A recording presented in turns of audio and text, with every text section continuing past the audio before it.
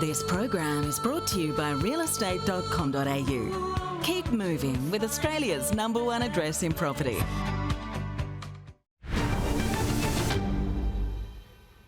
Hey, it's good to have you here with us here on Business Now. Well, let's take you around the country. There were a lot more auctions around Australia this week, with the result the clearance rates did dip just a little. So across the country, 2,350 or so auctions. That's almost 340 more than last week. The clearance rate was a little better than 58%. You can see in Sydney, 928 auctions. The clearance rate did fall a bit here to just over 55%. Melbourne, 921 auctions. Its clearance rate, though, was steady, 67%. There seems to be more properties clearing in Melbourne at the moment.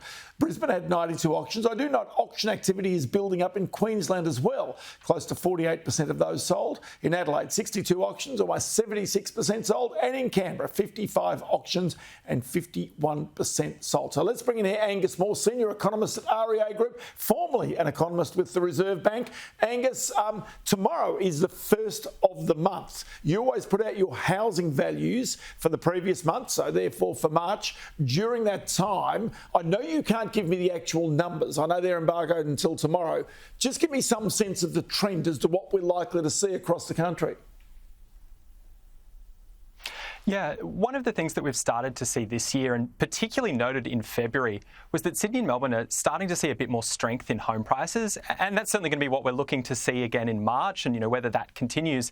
But the signs are certainly pointing towards that. We have seen pretty strong housing market conditions and strong demand post the rate cut that we saw earlier this year.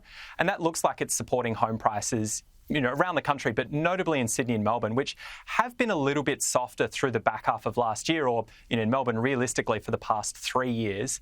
And so that market, Melbourne particularly, does start to look a little bit more affordable than what we're seeing in the smaller capitals. The smaller capitals have actually been kind of the opposite story. They've been seeing pretty strong growth for the past few years and do look like they're starting to slow down now. Okay, so that's off the back of just one rate cut that we've seen. But as we've said earlier in the program, money markets right now are forecasting 3 more rate cuts this year. What would 3 more rate cuts do to those housing values across the country?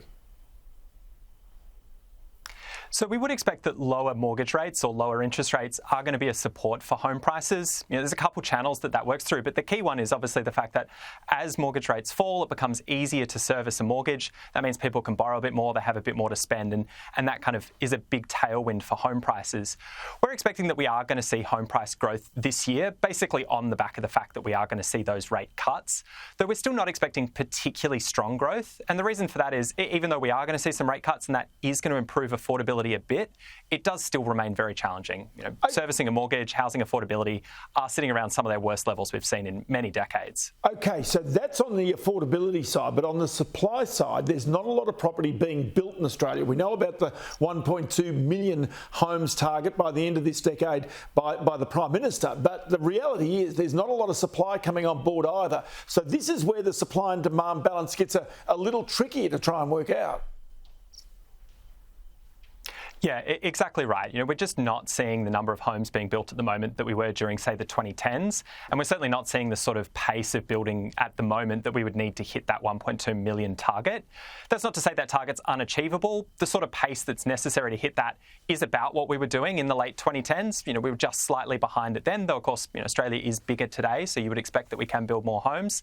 At the moment, we're not, and the big difference at the moment is really in higher density. We're just not building as many units and higher density homes as we were during the 2010s. And as you say, that obviously has implications for home prices and for rents. The fact that there just aren't a lot of homes around at the moment, particularly in rental markets, is putting a lot of pressure on housing costs. It's going to be interesting to see with another squeeze on the rents as well. Angus Moore, Senior Economist with REA Group. Always good to chat, Angus. Many thanks for your time today.